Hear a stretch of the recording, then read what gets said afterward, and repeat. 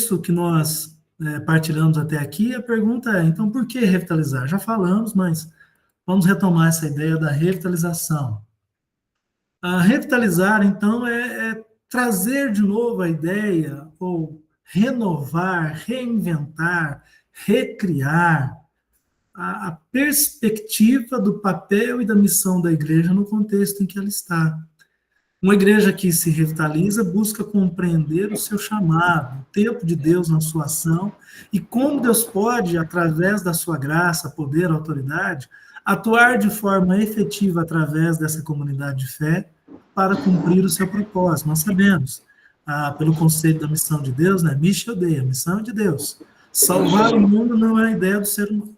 Salvar o mundo é uma ideia de Deus, mas ele nos chama para sermos seus cooperadores na ação de salvar o mundo.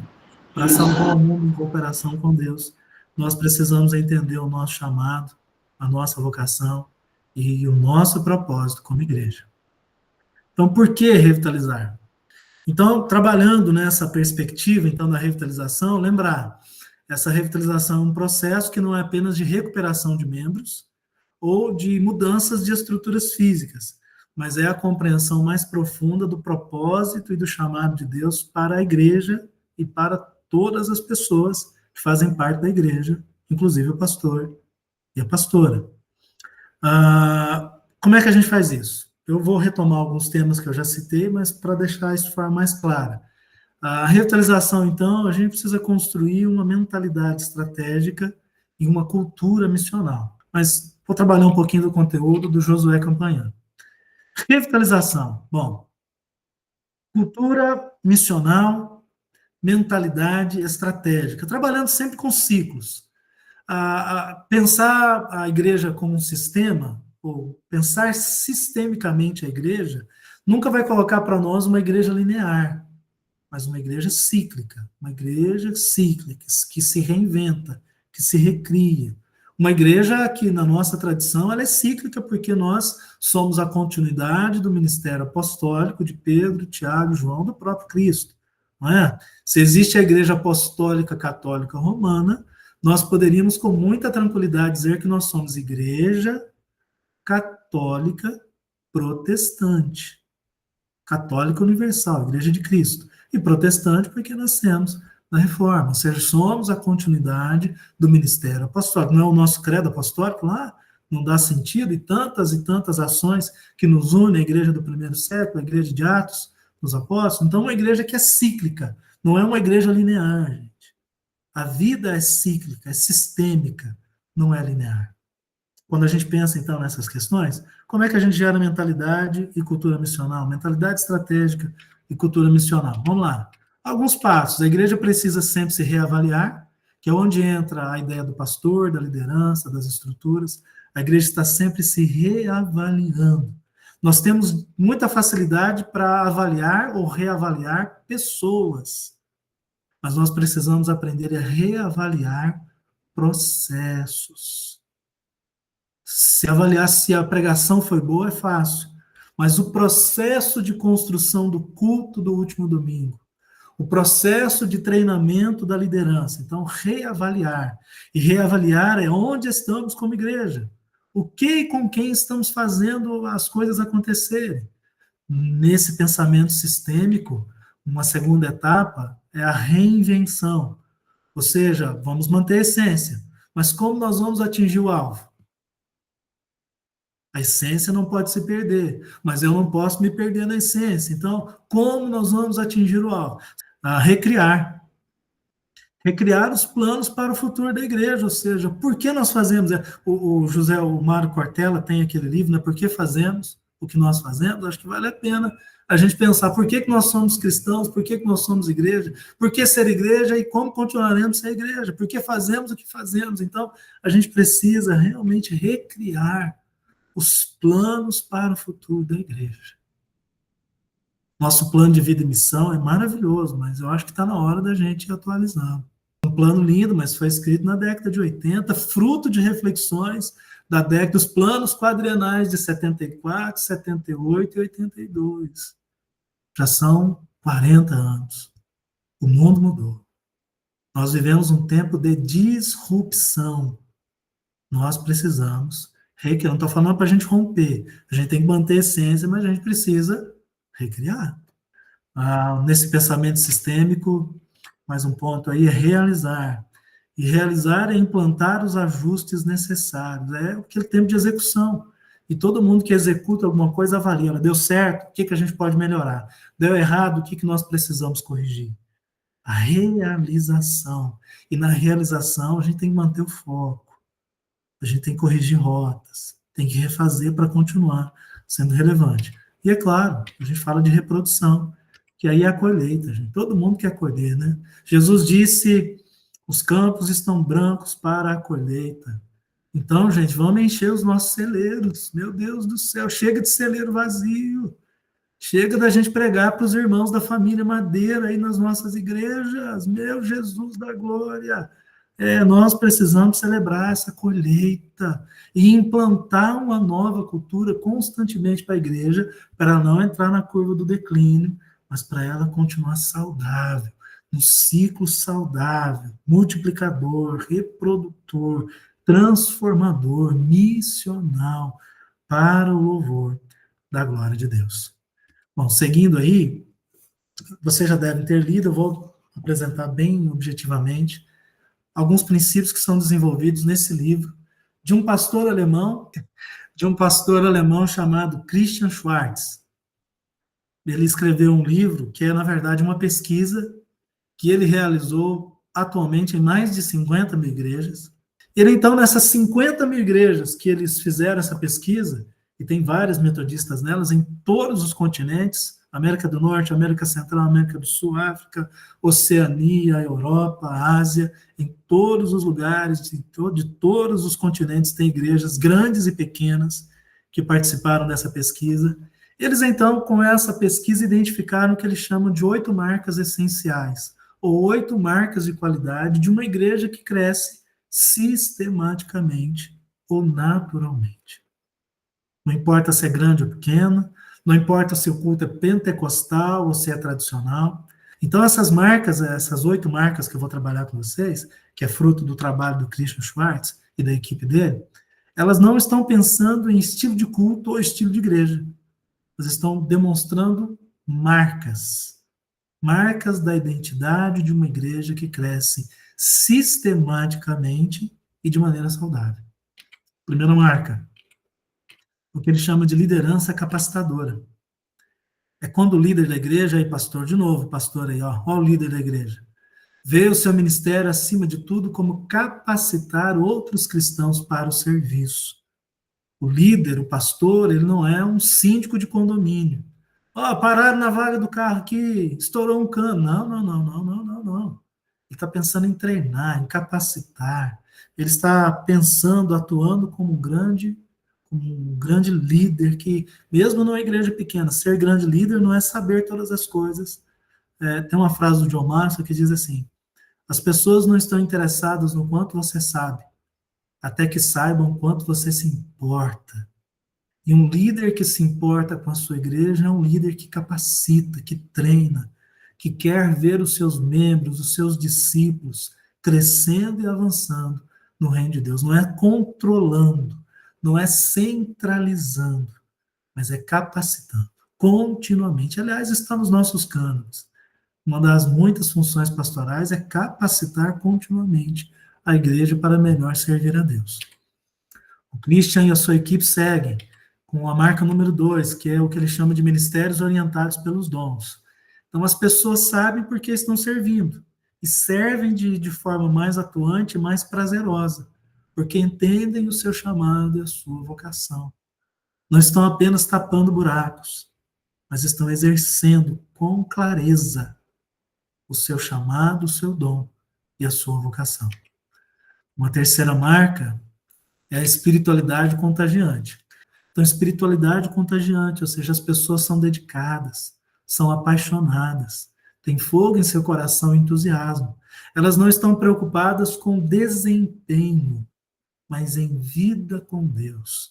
Tem um livro muito antigo, vocês já devem ter lido, já ouviram falar, do Caçadores de Deus. É um título esquisito, né? Mas o Tom Tenney, ele fala sobre pessoas que querem mais de Deus. E aí ele fala, no capítulo 3, se eu não me engano, já faz um tempo que eu li, mas eu acho que é no capítulo 3, ele fala assim, mais do que gratidão, nós precisamos ter fome.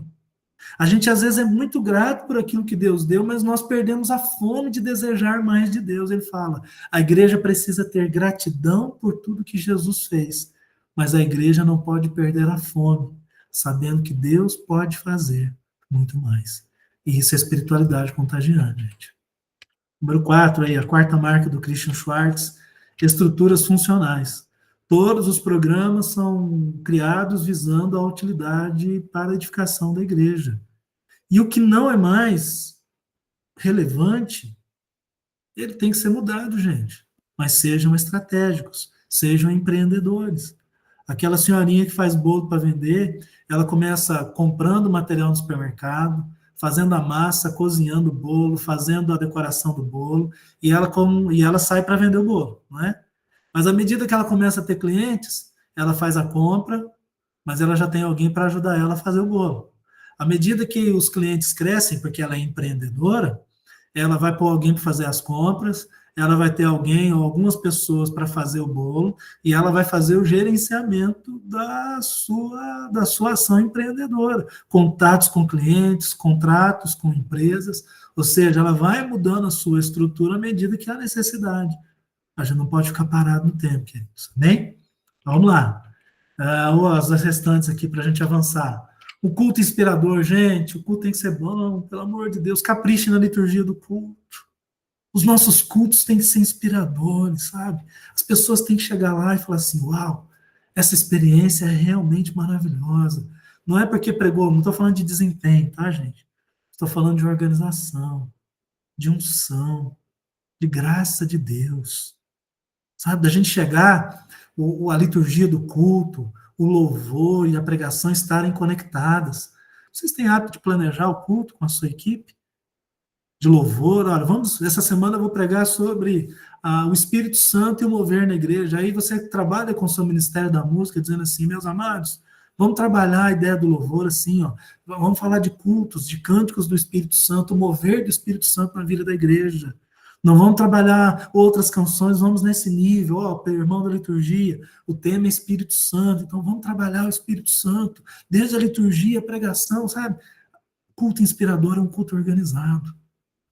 Um culto inspirador, gente, independente de ser carismático, tradicional, pentecostal, qualquer outra realidade que você tenha na sua identidade como igreja local, é um culto organizado.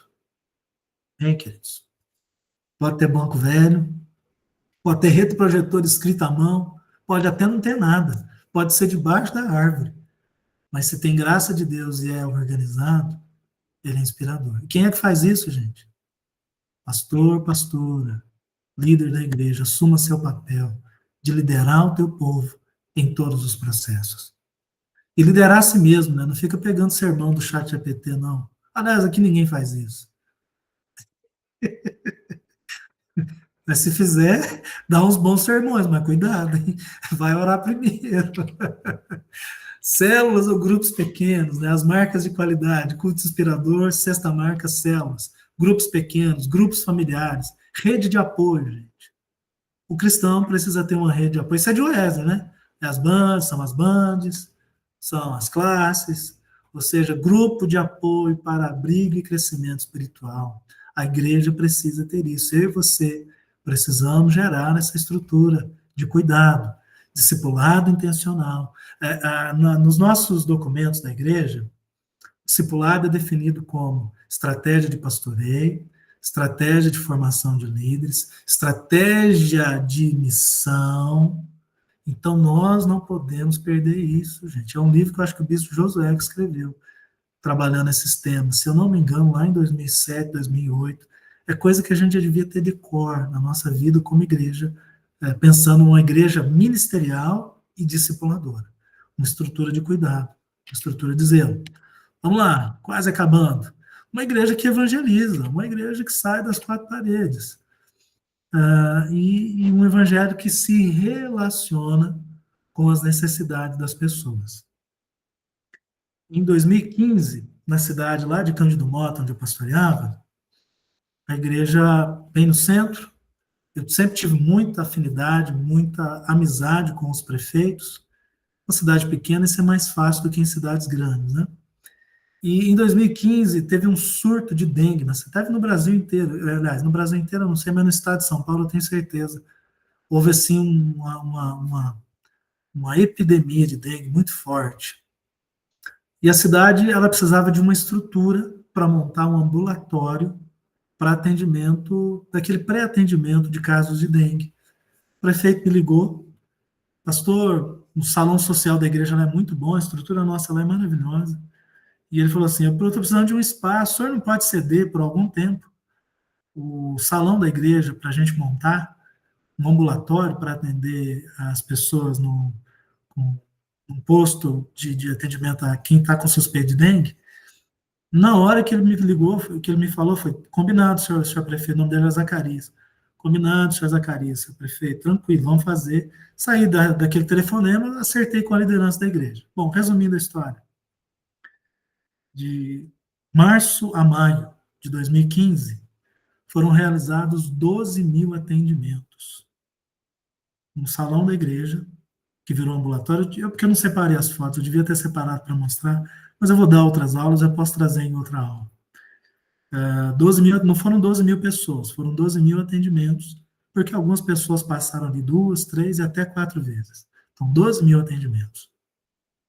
Meu gabinete virou sala de médico, a secretaria, enfim. A igreja era conhecida lá como uma igreja de gente rica, porque ela estava no centro e longe das pessoas. Depois desse período que a igreja serviu a cidade, e Deus levou o povo dentro da igreja, meus amados, a igreja passou a ser a igreja da cidade. A igreja precisa falar com. Lembra Paulo no Areópago? Nós precisamos estabelecer pontos culturais.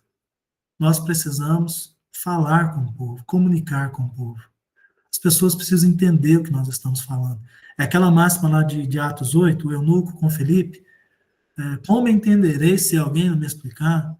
E aí o Felipe vai lá, se assenta com ele e explica todo o texto, falando a respeito de Jesus, Isaías, né? Falando a respeito do Messias. Então, fala com o povo, fala de uma forma que o povo entenda. E, é claro, uma última marca, para a gente já quase encerrar esse período: relacionamentos marcados pelo amor. Então, o coeficiente de amor de uma igreja tem que ser alto, gente. Como é que a gente gasta o nosso tempo uns com os outros? É a máxima de Atos 2, de 42 a 47. Permanecer na doutrina, na comunhão e no partir do pão. Em Atos 2, 47, e o Senhor acrescentava dia a dia aqueles que iam herdar a salvação. Então, uma igreja que é amorosa, igreja que ama, igreja que se faz a própria realidade visível de Cristo para o mundo. Aliás, o culto é um meio de graça, né? Não é isso? Nós não definimos o culto cristão, o nosso culto, como meio de graça.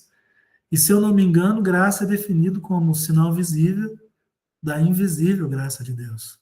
A expressão da igreja é, em ser do corpo de Cristo, o sinal visível da invisível graça de Deus. Então, a igreja precisa ser marcada por relacionamentos amorosos. A igreja não pode ser um tribunal, gente. A igreja tem que ser um hospital. Todas as nossas igrejas deviam ter, eu acho, tá? Isso é uma coisa do meu coração. A gente devia ter um lema. E o lema da nossa igreja devia ser assim: comunidade missionária a serviço do povo. E logo a seguir devia colocar assim: proibida a entrada de pessoas perfeitas. A igreja é um lugar de cura, lugar de acolhimento, não é lugar de julgamento, não é um tribunal, senão nenhum de nós estaríamos nela. Mas é um lugar de reunião de família que se ama. Vamos lá, observando tudo isso, então, quero apresentar para vocês uma maneira da gente criar um ciclo, um sistema. Então, lembra que desde o início eu estou batendo na tecla que nós temos que pensar sistemicamente. Então, como sistemicamente estabelecer um processo de revitalização na igreja? Então, quero apresentar para vocês algumas ideias, algumas perspectivas. Sempre. Princípios organizacionais, visão, relacionamentos, programas, administração. Ciclo de vida: igreja nova, igreja saudável, igreja declínio, igreja morrendo. Igreja que vai desenvolver um processo sistêmico de vida, e de uma vida que se desenvolve de forma saudável. Igreja que vai gerar mentalidade estratégica. Igreja que vai criar uma cultura missional, um organismo vivo, não parado no tempo, não esquecido no tempo. A igreja que não é um cemitério cheio de boas ideias, mas a igreja que é um berçário, cheia de vida, pedindo para se realizar e se revelar ao mundo. Então, como é que a gente estabelece, de alguma maneira, esse sistema? Alguns insights, vocês podem melhorar isso, por favor. Primeira coisa, eu diria que é a avaliação da igreja, a oração e a contextualização. Então, nada se faz na igreja sem uma boa observação. Nada se faz na igreja sem oração. Se nós avaliamos, nós contextualizamos. O que é contextualizar? Quais são os pontos fortes da sua igreja? Os pontos fortes, eles têm que permanecer, então você não pode negligenciá-los. O John Maxwell fala um pouco disso nos livros dele, e há muitos outros que defendem uma estratégia do tipo 80% do seu tempo você precisa investir naquilo que é bom. 15% você precisa investir projetando algo novo. E 5% investir em correções. Porque se você dedica o seu tempo só a corrigir, você perde força. E se existe algo que dá força, você não pode perder o impulso. Então, contextualizar é identificar os pontos fortes que a igreja tem, que o sistema tem, potencializá-los, mas também identificar os pontos fracos que, ao longo da trajetória, precisam ser corrigidos. Isso a gente inclui a liderança, o culto, a evangelização, a educação cristã, a comunidade de forma geral. Então, esse é um primeiro ponto importante, necessário, que vai trazer para mim, para você, que vai trazer para nós, enfim, uma clareza sobre o nosso movimento. Hoje não vai dar tempo, mas quem sabe numa outra aula, eu acho que a gente vai ter uma aula sobre equipes, a gente tem que aprender a fazer aquela análise SWOT. Eu posso ensinar vocês, se alguns de vocês já devem saber, mas eu posso partilhar com vocês como fazer uma análise SWOT, né? Pontos fracos, pontos fortes, potenciais e aflições da igreja. A gente pode trabalhar isso numa outra aula. E é aqui que tudo começa. O segundo ponto de toda, e não é, lembra, não estou falando de uma ação linear, estou falando de uma ação sistêmica. Um não depende do outro, eles podem acontecer sistematicamente, um ao lado do outro. Toda revitalização passa pela liderança e pela equipe. E o que significa isso? O pastor, a pastora, que é aquilo que o nosso irmão pastor Antônio falou há pouco. O pastor e a pastora precisa passar por um processo de revitalização. Superando o cansaço, quantos de nós nos sentimos cansados, sobrecarregados? Quantos de nós temos uma vida devocional deficitária? Oramos pouco, lemos pouco a Bíblia, ou lemos a Bíblia para preparar sermão?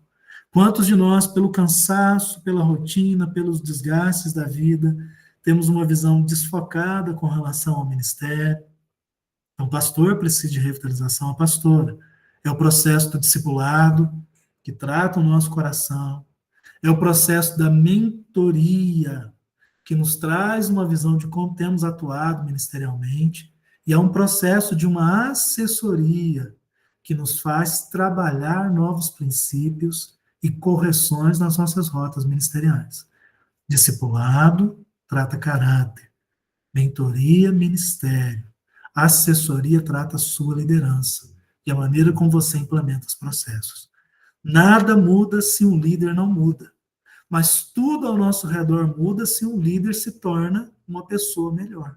Repito uma frase do Márcio que eu já citei, mas vou repeti-la.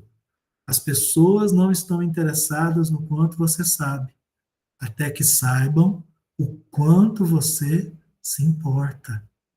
Desenvolva uma liderança eficaz, certifique-se que a liderança esteja comprometida, porque daí você vai ampliar a sua equipe, a equipe do ministério. Você não tem um pastor auxiliar, uma pastora, mas você tem líderes. A sua clã é sua equipe de ministério, é sua equipe de liderança. Pessoas que lideram por paixão. Lembra lá do início? nos relacionamentos, pessoas que lideram por paixão, pessoas que lideram por posição. Você tem que trazer esse povo com você, porque essa é a sua liderança. Esse é o seu povo, com quem você vai desenvolver a sua ação. Crie uma cultura de filosofia de ministério. Reúna-se com essas pessoas, capacite-as, sonhe com elas os cultos, planeje os cultos, as ações missionárias, as rotas dos ministérios. Meu irmão, minha irmã, não pastorei, não trabalhe sozinho, porque, seguindo no sistema, um terceiro ponto que eu incluo é a comunicação e a conexão. Torne a igreja simples, as pessoas precisam entender onde elas estão, por que elas estão ali. Torne a igreja simples, uma frase lá do John Haggai, ele defende que tudo que é complexo produz mediocridade. Então a igreja tem que ser simples para o povo chegar e amar aquele lugar. Então a igreja é simples. No livro Igreja Simples, ele trabalha a ideia da clareza, do movimento, do alinhamento e do foco. Clareza, a igreja precisa entender por que ela está ali. O movimento, ou seja, nós precisamos agir. E lembra que um dos princípios da liderança é engajamento e mobilização. Você traz as pessoas para perto de você e você, como líder, faz as pessoas se moverem em torno de um propósito, de um objetivo. Isso é engajamento, isso é mobilização. As pessoas precisam, então, se mover, e mesmo de forma desconectada, a partir do movimento, elas vão se alinhar a visão da igreja, alinhar a sua visão de liderança, alinhar a sua identidade. E isso vai trazer foco. E foco é aprender a dizer não para coisas que vão mudar a perspectiva da sua caminhada.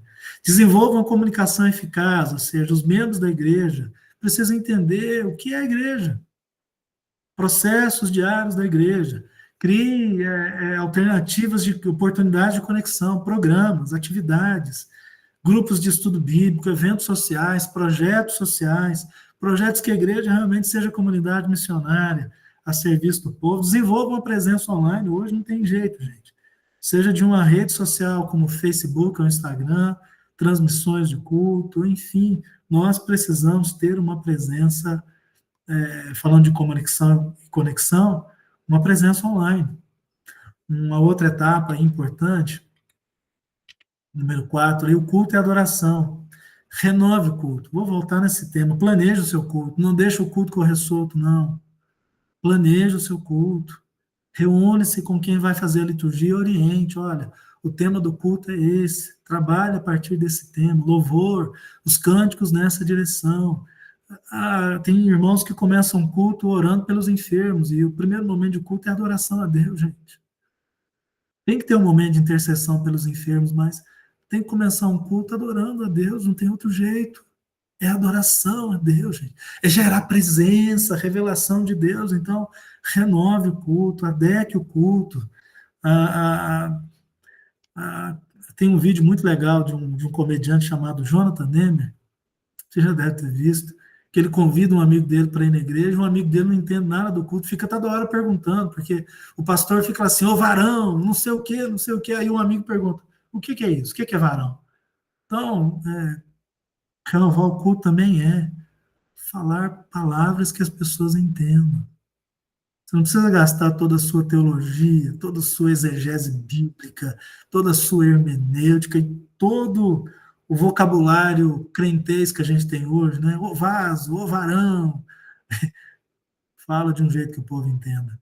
Atos 2 nos mostra que ao invés da glossolalia, que é falar a língua dos anjos, os discípulos foram tomados pelo Espírito Santo através da xenolalia, que é falar a língua que as pessoas falavam naquela época.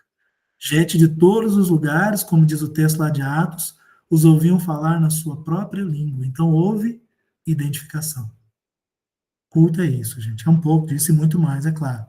Estabeleça oportunidades de missão, compartilhar o amor. Lembra? A estrutura precisa servir a missão e não o contrário. Treliça precisa suportar a videira, não sufocar a videira. A evangelização e missão, acho que a gente já falou bastante sobre isso. Crie um estilo de vida missionário, um estilo de vida que abrange todas as atividades da igreja. Fale de missão, fale da missão, não tenha medo, fale da missão, o povo precisa saber. O mundo precisa saber, a igreja precisa se envolver, isso é engajamento, isso é mobilização. Então, crie oportunidades de missão, seja lá, como eu citei aqui o exemplo do pastor Jorge, com os moradores de rua, seja aqui em Cândido Mota, que a gente abriu a igreja para ser um hospital, ou qualquer outra ação, e eu sei que vocês fazem coisas lindas, cada igreja tem a sua identidade, tem a sua ação existencial e o propósito estabelecido onde ela está, então faça, crie essas oportunidades, não deixe a igreja ficar em si mesmada, gente, só voltada para si, consumindo a religião, domingo após domingo, e só pensando se você pregou bem, se o louvor foi bom, se teve água gelada ou se não teve. Vamos pensar nos perdidos que estão longe de Deus, e vocês fazem isso muito bem, eu tenho certeza disso. Uma outra etapa sistêmica dessa revitalização é o discipulado e a educação cristã. Não há mudança na igreja sem discipulado. Discipulado e educação cristã tem começo, meio e continuidade, ou eternidade, não é? Nós vamos aprender sempre. Eu repito o que eu disse nas definições dos nossos documentos: discipulado é estilo de vida, é método de pastoreio, é método para a formação de líderes e é estratégia para o cumprimento da missão. Discipulado não exclui educação cristã não exclui discipulado. São duas faces da mesma moeda.